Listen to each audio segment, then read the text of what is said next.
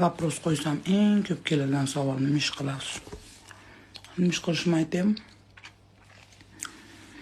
Obedgacha kecha qilgan makiyajimni uxlab qolaman. Ashini yuvib, tozalab, maska qilaman. Obeddan keyin, obedda ichidan olib, obeddan keyin ertaga tozalashga yana makiyaj qilaman.